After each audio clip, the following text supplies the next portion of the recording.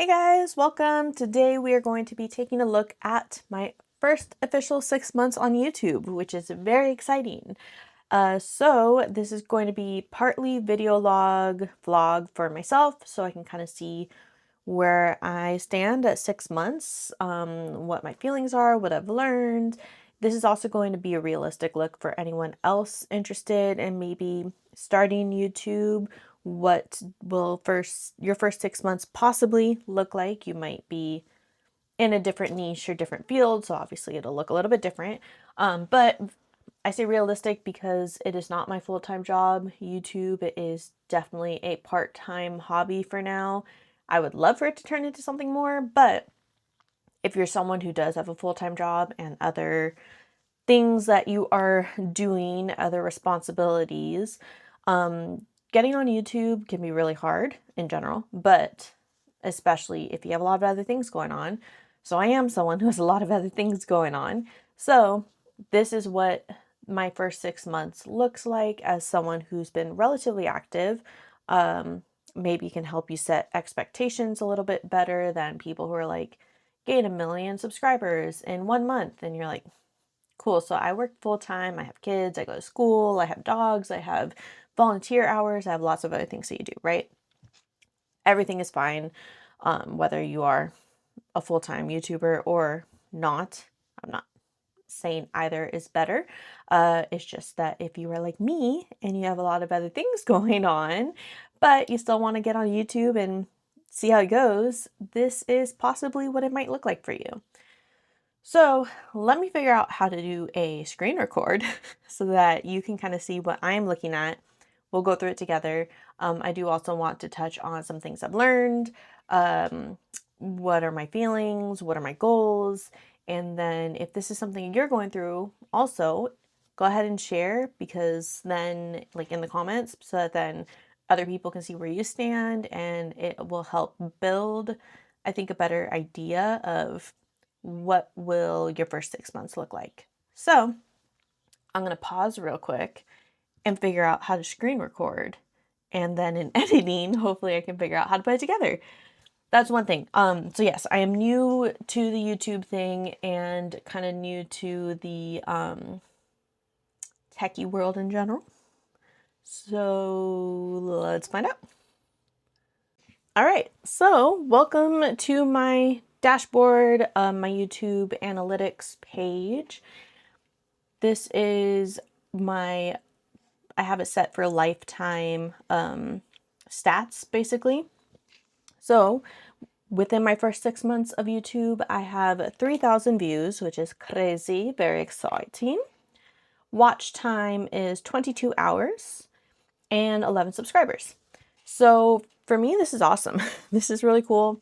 I know for a lot of other people on YouTube, this is going to be very small numbers, but I kind of like that it's still small. It allows me a lot of grace with learning what I'm doing and making mistakes without feeling so much pressure to be perfect and on it. I am still trying to figure out the process of how to record myself, how to edit myself, how to upload, make thumbnails, make interesting enough content, make myself interesting enough, because I don't know, I feel pretty ordinary. So trying to make myself be still like unique and but authentic at the same time. That's kind of my struggle besides the technical side of it. But I'm having fun with it. I'm learning a lot about myself. You do learn a lot about yourself. I never realized how much this side of my face and mouth pulls to the side versus this side. It was something I was extremely self-conscious about when I first saw my videos played back to me. It's something I am still like self-conscious about, but I don't know, that's just the way the muscles are in my face. I can't really change it. So here we are. I am also working on trying to just get some fun videos out there to build my own camera confidence. It is extremely strange talking to a lens with nobody behind it and being here by myself and talking. It feels very creeper weirdo. But that's just the way it goes for YouTube, and it is something that, well, YouTube is something that I want to have a bit of a bigger presence on eventually. Right now it is just kind of a side gig, hobby thing. I do work a full-time job. I do volunteer hours. I do have dogs of my own, life of my own, blah, blah, blah, right? We all do. But I know that a lot of people who are able to make it on YouTube is because they dedicate a lot of time to YouTube. I'm trying to strike that balance still. So I think that that's something to take into consideration if you are thinking about starting a YouTube. In my first 6 months, I can actually take you through my content. No, not that, this one. Okay, so in my first 6 months, I posted 10 videos and 12 shorts. I tried to do at least 1 to 2 videos and shorts per month. So my first month, well, I first started in September. In September, I posted 2 shorts. My testing 1, 2, 3 short was me just figuring out how does one post on YouTube. I wanted to play with it and see what happens. So that's what that was. My second video was a short, which I had meant to post as a video, but I did not understand at the time the difference of how to upload. So what I had meant to post as a video ended up uploading as a short. Whatever. Was a book review. And then in September, it looks like October, I didn't post any shorts. I focused on videos. And then I did the opposite. That's right. So I posted my first official video, which was my book outlet unboxing, which got 37 views, which is really cool for my first official video. I was kind of blown away by that. And then this video was a video that I had meant to post as a short. So I did the reverse. I posted a video on accident that I had meant for it to be a short, but it got mixed up. Again, still learning what I'm doing, and going from there. So October was supposed to be a short, but ended up being a video. So October was just all videos, no shorts. And then I did a BarkBox unboxing, which got 27 views and some comments, which is really cool. Most of my videos don't really have comments on them, so it is exciting to see comments and people actually engaging with my content, because that's cool and weird, but in a cool way. Okay, and then November was a video that was just a vertical, again, playing with what I'm doing. And then, oh, this was me trying to play with remixing, I think, and how to remix a video to tag my full-length video. Like I said, most of my first 6 months, and even currently, and I'm expecting probably it's gonna my first year is going to be really just playing on YouTube and learning how does this thing work. So there's a lot of mistakes that I have made, and you will see them. And again, that's where I actually don't mind the fact that I don't have 1 million subscribers in my first few months, because there's not as much pressure on myself to be perfect, and I can make mistakes because not that many people are checking it out, and that makes me feel better. But I mean, I hope eventually it becomes a monetized thing. I think that's everyone's goal on YouTube, right? For the most part. Anyways, after that, I had this video was actually partially blocked because of the music. The music was fine to use on Instagram because this was actually a video I posted first on Instagram and then just reused the reel on YouTube. But apparently, I forgot, certain countries couldn't see it, but it still somehow ended up being my viral biggest video that I got just over 1,000 views, 1,001. versus most of them are sitting around 100 or less. So that's pretty cool, interesting. Again, I don't really understand it, but hey, it's there. And then playing around with different types of thumbnails. So my like brand color is kind of the yellow or mustardy yellow, bright yellow. So I try to include a little bit of that in each of my thumbnails. Just it makes me feel a little bit more cohesive. Does that matter? I don't know. That's just my thing, I guess, that I'm trying out, and all of this is trial and error, seeing what we do. Interestingly, speaking of trial and error, the video that I spent the most amount of time and effort on actually received the least amount of views, which is really interesting and good to know because it helps me feel a little bit better about videos that I didn't spend that much time on. Like, I don't, obviously, I put time and effort into every video. But again, that lessening the pressure to be perfect and to be doing the most out here, right? So this video, the Forever Dog Life recipe test, that one actually only received 26 views versus, I guess it's like average amount.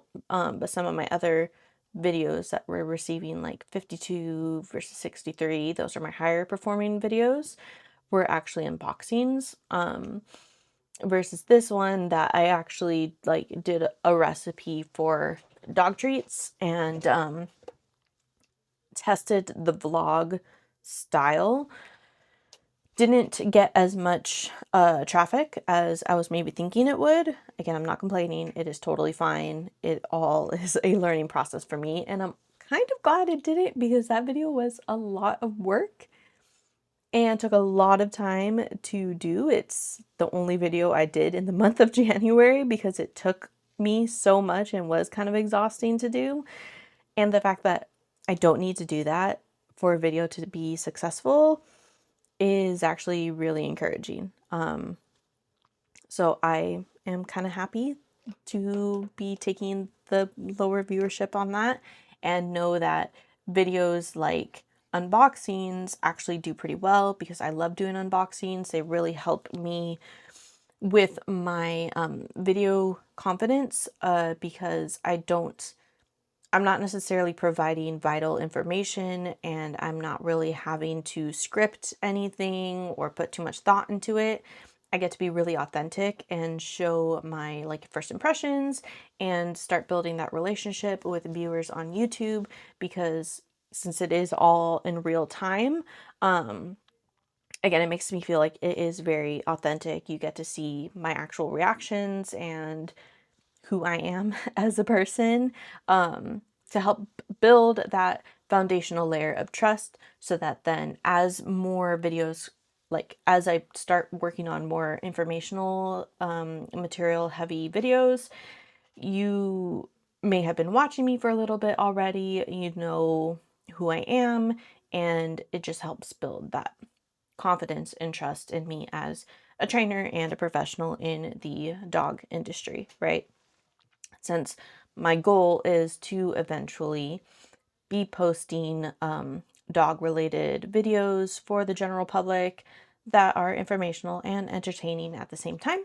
I'm kind of taking this first year as it goes and taking this first year as a learning experience, going from there. But let's go back to analytics so you can kind of see. We'll change this back to lifetime. If you see me like moving, I'm kind of trying to dodge my camera because I have my camera propped on my laptop. So it's right in front of my laptop screen. Okay, so this is kind of, you can see those spikes and lulls. So there's these spikes that happen whenever I post a video or a short, and then it kind of has a lull in between for views. Watch time, interestingly, kind of varies. Again, I'm showing you this in case you are thinking about starting a YouTube video and like, what the heck does that look like after, your first 6 months? What should I be realistically looking for? Because to me, it's not realistic to follow those videos that are like, gain 1 million subscribers in your first 6 months, or, you know, become monetized in 3 months.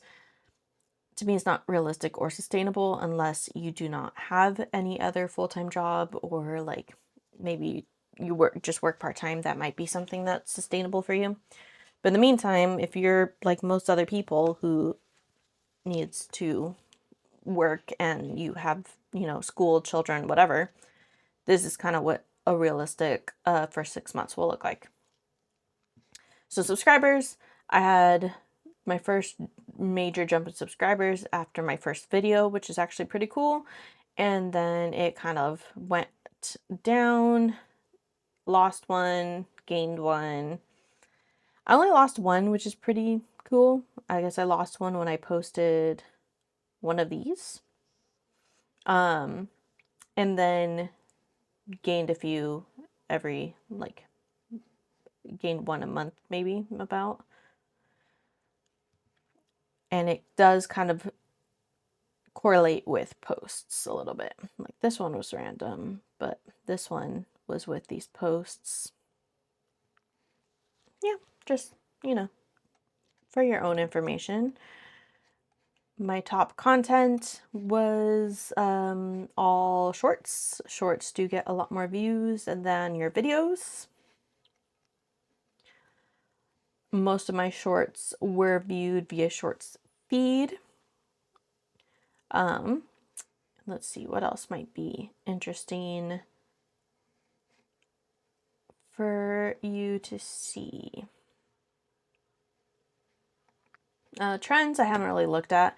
To be honest, I haven't done too much like watching of other videos within my niche, just because I don't want it to influence me yet. I kind of want to discover who I am first on this platform, and then once I'm ready to fully, like, really grow, then I'm planning on actually like watching other videos for research of like, okay, what made them interesting and what made me enjoy their videos, and maybe I can, like, do something similar. I really enjoyed the way that their intro was like this, or whatever. So I haven't done that, like I said, for any other videos in my niche. I do watch plenty of YouTube videos just for my own. I love booktube and bookstagram, and watching like perfume content and just other random stuff, makeup content. That's actually the other thing I wanted to touch on. But anyways, so I'm just kind of doing my own thing for now, seeing where I stand, how I feel, what I'm doing, learning from my own mistakes, and then I will start doing research and actually trying to grow. The other thing I want to talk on is that makeup aspect. And I do feel the need, I'm trying not to, but I do feel the need to have myself be somewhat put together. So to touch on the makeup part of it, I think that's been one of my biggest, like, challenges, I guess, is feeling the need to look super put together on a YouTube video, and then trying to talk myself out of that. Like right now, I'm like, okay, I don't need to have my hair super done. I'm just gonna throw it in. I literally came from work and sat down to film. So I was like, this is what I wore to work with training. It's like a muggy day today. It's like 50 degrees. So yeah, I had my beanie, my training shirt. I had my hair like this. I was wearing sunglasses instead of my like actual reading glasses. But you know what? I'm going to sit down and I'm going to record, and I'm just going to do it. I don't need to like get fabulous and spend all that time, because then I get lazy and I don't want to make myself look super fabulous. So then I don't film anything.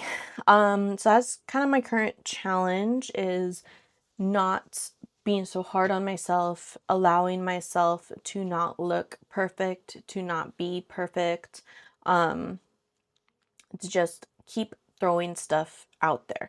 Again, I'm not just throwing stuff out there, I am actually putting effort into these videos, but I'm not out here doing the most. I'm just trying to learn how it works, because I do learn something new with each video that I post. I do learn something new about how the actual process of editing works, how to speak a little bit more, how to look into the camera. I still suck at that. I'm so sorry. Trying to look into the actual lens more.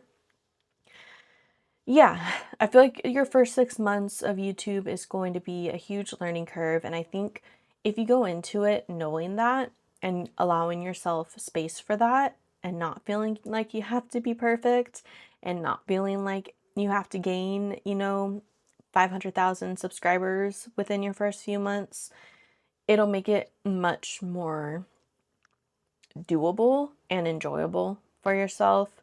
So I would say just keep that in mind. I'll touch on gear. So when I first started, I was just recording, so it was 6 months ago. I was just recording on my phone, the front camera on my phone. And then initially I was just wearing like my headphones as my microphone. But then I transitioned to like a cheap microphone on Amazon that was like 15, 20 bucks. But it also sounded like it was only 15 or 20 bucks. And I realized the audio on my phone was actually better than the microphone. So then I just didn't use that anymore. And then I actually recently, a few months ago, I think, got the DJI mic minis to help my audio perform better. And then just barely in my last video, I got an actual camera as well. So I'm using the DJI Osmo Pocket 3, I believe it is. It is like your standard vlogging camera, I feel like, across all of YouTube. And that's been really helpful, mostly for the storage aspect. So my phone actually ran out of storage, so I was very limited in how long my videos could be. My videos could only really be like 5 to 8 minutes at a time that I could record, save, upload, and then record again. It was a whole process because I didn't have the storage space on my phone to record like a 15-minute, 20-minute video all in one go, right? So that was a huge barrier for me, and I like didn't even want to deal with it. So my husband actually helped me invest in an actual camera so that I can record longer videos without worrying about it cutting out or turning off or anything on me, right? So I would say starting on your phone and using even just the audio on your phone if you have a quiet space is going to be really helpful. I do record in front of a window. I have a big window in front of me, but then I also have like, here, I'll grab one right now. These lights that I bought on Amazon, that they come with like a tripod and actually even a phone holder. Those lights, which I actually have one in the back here. I have like one in one to help light me up. Again, like I said, it's a bit of a muggy day outside today, so the light from the window wouldn't have necessarily been enough.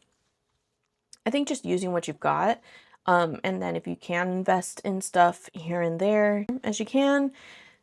Like I said, this first year is really you just trying stuff out. And if you have someone you can borrow stuff from that you can try out before you buy it, that would be great. So then you can see, will I even use this? Is it worth it? Does it work in my room, in my setup? Whatever that may be. That could be a really cool way before you go and spend money that you're not making yet, at least not off YouTube, on these different gears.